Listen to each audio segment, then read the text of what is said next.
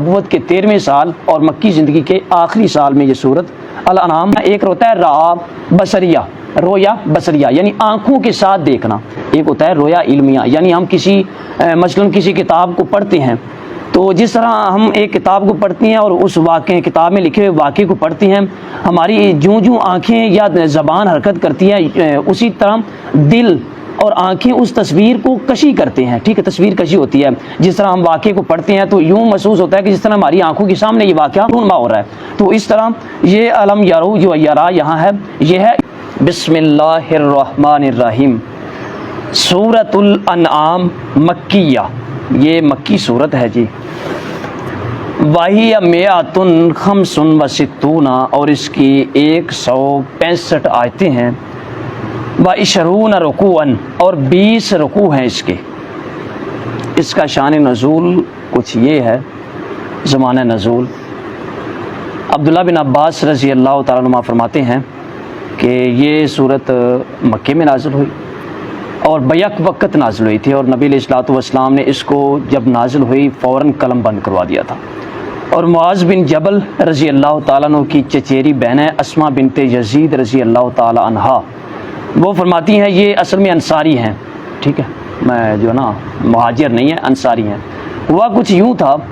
کہ نبی علیہ الصلوۃ والسلام کے نبوت کے 13ویں سال یعنی مکے کا آخری سال کا جو تھا نا، اس میں اسما بنت یزید آئی نبی علیہ الصلوۃ والسلام کی خدمت میں، انہوں نے اسلام قبول کیا اور اسلام قبول کرنے کے بعد نبی پاک کی خدمت میں مصروف ہوئی۔ فرماتی ہیں کہ میں نبی علیہ الصلوۃ والسلام کے اونٹ کی نکیل پکڑے ہوئے تھی، اونٹنی کی، ایک روایت میں اونٹ آتا ہے ایک اونٹنی آتا ہے، تو یہ صورت نازل ہونی شروع ہوگی، سورۃ الانعام۔ فرماتی ہیں کہ جب یہ صورت آپ علیہ الصلوۃ والسلام اونٹ پر بیٹھے ہوئے تھے یا اونٹنی پر، تو مجھے یوں محسوس ہوا کہ اونٹنی کی جو ہڈیاں ہیں وہ ٹوٹ رہی ہیں، یعنی اتنا بوجھ اونٹنی پر جو ہے محسوس ہو رہا ہے۔ اس وقت یہ سورۃ الانعام نازل ہوئی۔ کہنے کا مقصد یہ ہے کہ علمیہ یعنی انہوں نے پہلے واقعات کتابوں میں پڑھے ہیں۔ نبوت کے 13ویں سال اور مکی زندگی کے آخری سال میں یہ سورت الانعام نازل ہوئی۔ انعام مویشیوں کو کہا جاتا ہے، ان میں زیادہ تر مویشیوں کا ذکر آئے گا آگے چل کے، اس لیے اسی مناسبت سے اس کا نام انعام رکھا گیا۔ الحمدللہ، تمام تعریفیں اللہ ہی کے لیے ہیں۔ الذی، وہ اللہ ایسی ذات ہے، خالق السماوات والارض، جس نے آسمانوں اور زمین کو پیدا کیا،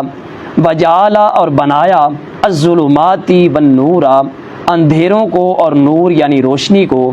ثم الذین کفروا، پھر بھی وہ لوگ کفر کرتے ہیں،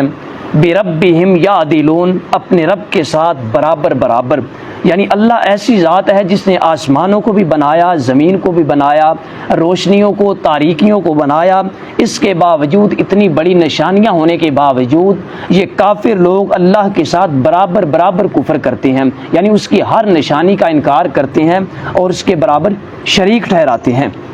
هو الذی، وہ اللہ ایسی ذات ہے، خلقکم، جس نے تم کو پیدا کیا، من طین، مٹی سے، ثم قضا اجلا، پھر مرنے کی مدت مقرر کی، ٹھیک ہے، یعنی ایک وقت مقرر کیا، یعنی مرنے کا پہلے پیدا کیا اور بعد میں موت کا وقت جو ہے مقرر کر دیا۔ وَأَجَلٌ مُّسَمًّى عِندَهُ، اور دوسری جو مدت ہے وہ مقرر کی ہوئی ہے، شمار کی ہوئی ہے، لکھی ہوئی ہے اسی کے پاس۔ اس مدت سے مراد قیامت کے دوبارہ یعنی ہمارے جی اٹھنے کا ذکر ہے، قیامت کے دن کا ذکر ہے۔ ثُمَّ أَنْتُمْ تَمْتَرُونَ، پھر بھی تم شک کرتے ہو، یعنی وہ اللہ ایسی ذات ہے جس نے تم کو پیدا کیا مٹی سے اور پھر تمہیں مارے گا، پھر زندہ کرے گا قیامت کے دن، اس کے باوجود بھی تم شک کرتے ہو۔ وَهُوَ اللَّهُ فِي السَّمَاوَاتِ وَفِي الْأَرْضِ، وہ اللہ ہی ہے آسمانوں اور زمین میں، یعنی اس اللہ کی معبود برحق وہی ہے آسمانوں اور زمینوں کا۔ یعلم سرکم وجہرکم، وہ جانتا ہے پوشیدہ اور تمہاری ظاہری چیزوں کو، تمہارے ظاہر کو۔ ویعلم ما تکسبون، اور جانتا ہے جو تم عمل کماتے ہو۔ کسب کا لغوی معنی ہوتا ہے، ایک تو ہوتا ہے نا ہاتھوں کی کمائی کو کسب کہا جاتا ہے، لیکن ضروری نہیں کہ ہاتھوں کی کمائی کو ہی کسب کیا جائے کہا جائے، ایک بلکہ قرآن میں ہی آتا ہے لہا ما کسبت وعلیہا ما اکتسبت،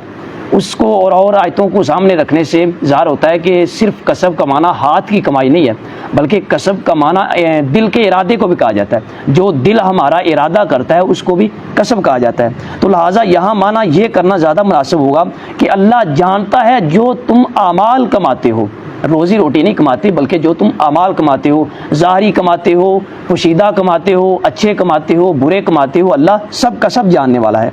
وما تأتیہم من آیات، اور نہیں کوئی نشانی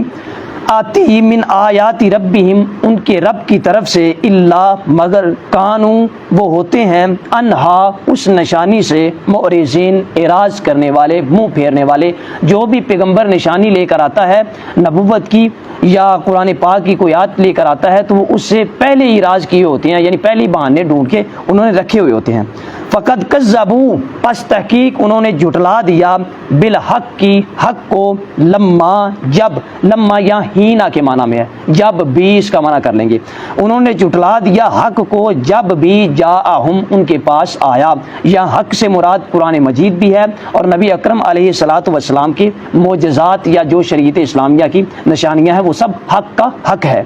انہوں نے حق کو جھٹلا دیا جب بھی ان کے پاس حق آیا۔ فسوف یاتیہم، پس ان قریب آئیں گی ان کے پاس، انباء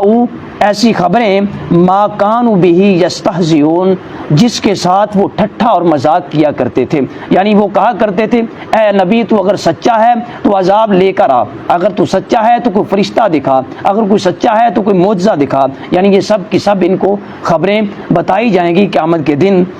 الم یرو کم اہلکنا، کیا انہوں نے یہ نہیں دیکھا، یہاں یرو جو ہے نا ایک ہوتا ہے را بصریہ، رویا بصریہ یعنی آنکھوں کے ساتھ دیکھنا، ایک ہوتا ہے رویا علمیہ یعنی ہم کسی مثلاً کسی کتاب کو پڑھتے ہیں تو جس طرح ہم ایک کتاب کو پڑھتے ہیں اور اس واقعے کتاب میں لکھے ہوئے واقعے کو پڑھتے ہیں، ہماری جوں آنکھیں یا زبان حرکت کرتی ہے اسی طرح دل اور آنکھیں اس تصویر کو کشی کرتے ہیں، ٹھیک ہے، تصویر کشی ہوتی ہے۔ جس طرح ہم واقعے کو پڑھتے ہیں تو یوں محسوس ہوتا ہے کہ جس طرح ہماری آنکھوں کے سامنے یہ واقعہ رونما ہو رہا ہے، تو اس طرح یہ علم یرو جو یرا یہاں ہے یہ ہے علمیہ، یعنی انہوں نے پہلے واقعات کتابوں میں پڑھے ہیں، ٹھیک ہے، کیا انہوں نے یہ بات کو جانا نہیں ہے، دیکھا نہیں ہے،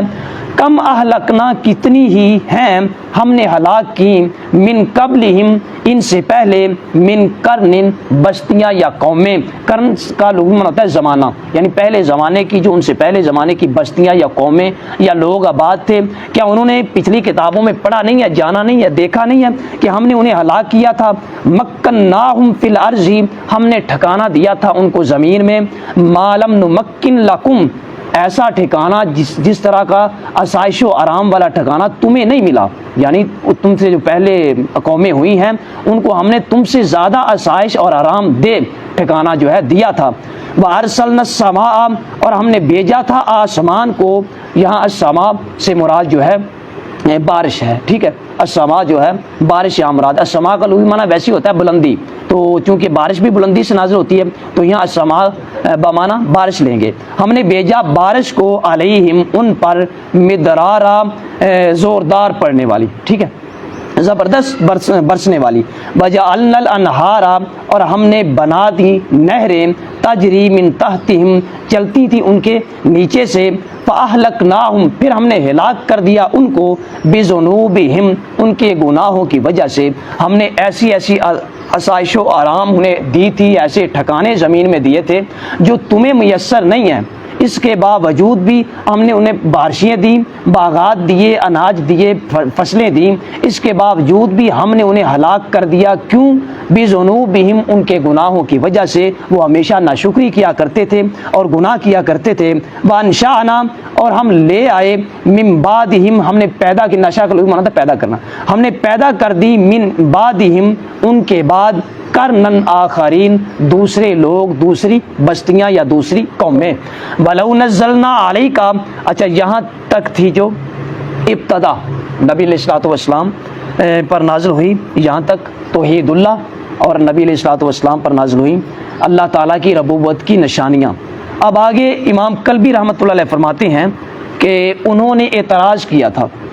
کہ جس طرح موسیٰ علیہ السلام گئے تھے کوہ طور پر اور اکٹھی ایک کتاب لے کر جو ہے نا نازل ہوئی تھی ان پر، اور اکٹھی ایک کتاب لے کر آ گئے تھے، ٹھیک ہے، اس طرح تم بھی اگر سچے نبی ہو تو اکٹھی کتاب لے کر آؤ، ایک کاغذ پر لکھی ہو، اور ساتھ 4 جو ہیں فرشتے نازل کرو جو تمہاری تصدیق کریں کہ واقعی یہ جو ہے تم سچے نبی ہو اور یہ کتاب جو ہے الہامی ہے، رب کی طرف سے ہے۔ ایک روایت میں منقول ہے کہ انہوں نے کہا تھا کہ ہم اس وقت ایمان لے کر آئیں گے جب تو کوئی بھی بات کرے تو فرشتہ آئے جو تمہارے سیکرٹری کے طور پر ہو اور وہ تمہاری تصدیق کرے، یعنی تمہارے ساتھ ساتھ ہمیشہ جو ہے فرشتہ جو ہے رہے، پھر ہم ایمان لے کر آئیں گے۔ ایک روایت میں منقول ہے کہ انہوں نے کہا تھا کہ بشر کو کیوں جو اللہ نے نبوت عطا فرمائی ہے، نبی بشر کیوں ہے، نبی فرشتہ ہونا چاہیے، نور ہونا چاہیے، بات سمجھ لیں نا۔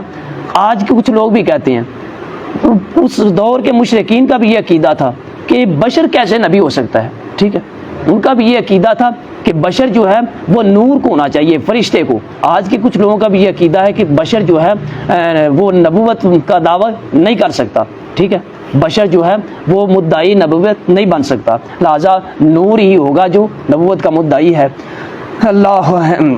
انہیں ہدایت دے۔ تو بات چل رہی تھی وَلَوْ نَزَّلْنَا عَلَيْكَ، ان کے یہاں جو سب میں نے روایتیں بیان کی ہیں ان کے اعتراضات کا جواب آگے دیا جا رہا ہے۔ وَلَوْ نَزَّلْنَا عَلَيْكَ، اور اگر ہم نازل کرتے آپ پر کتاباً، ایسی کتاب، فی قرطاس، جو ایک کاغذ میں لکھی ہوئی ہوتی، فَلَمَسُوهُ، پھر وہ چھو لیتے اس کو، اس کتاب کو، بِأَيْدِيهِمْ، اپنے ہاتھوں کے ساتھ۔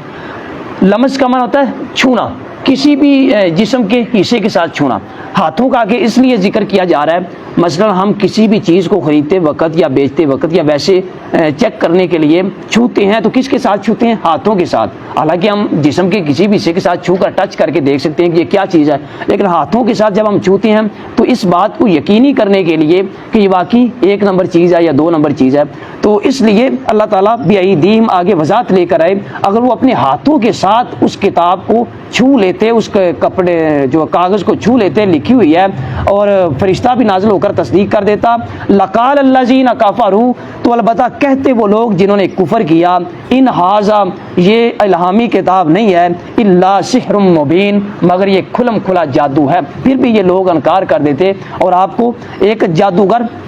بناتے اور ٹھٹھا اور مذاق کرتے۔ وقالو، اور انہوں نے کہا، لولا انزل علیہ ملک، کیوں نہیں اس کے ساتھ نازل ہوتا فرشتہ، یعنی اس کا ایک سیکرٹری فرشتہ کیوں نہیں بنتا جو بھی یہ بات کرے اس کی تصدیق کرے، ٹھیک ہے، یہ بھی ایک ان کا اعتراض تھا۔ ولو انزلنا ملکا، اور اگر ہم فرشتہ نازل کر دیتے، لقضی الامر، تو فیصلہ ہو جاتا معاملے کا۔ فرشتے کب نازل ہوتے ہیں؟ جب عذاب لے کر، فرشتے ہمیشہ جب بھی آتے ہیں عذاب لے کر آتے ہیں، اگر فرشتہ ہم اس پر نازل ہو جاتے، کر دیتے ان پر، تو کیا ہوتا کہ عذاب آ جاتا اور یہ مشقت میں پڑ جاتے۔ ثم لا ينظرون، پھر یہ مہلت نہ دیے جاتے۔ وَلَوْ جَعَلْنَاهُ مَلَكًا، اور ایک ان کا اعتراض تھا جو پہلے میں نے عرض کی کہ وہ کہتے تھے کہ بشر کیوں جو ہے نبوت کا داعی ہے، نور کو ہونا چاہیے، فرشتے کو ہونا چاہیے، تو ان کے اس اعتراض کا بھی جواب دیا جا رہا ہے۔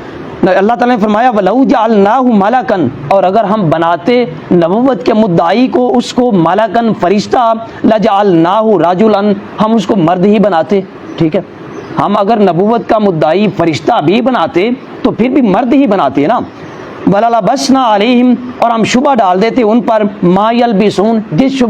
شبے میں یہ پڑے ہوئے ہیں، یعنی اگر ہم فرشتہ بھی اتار دیتے تو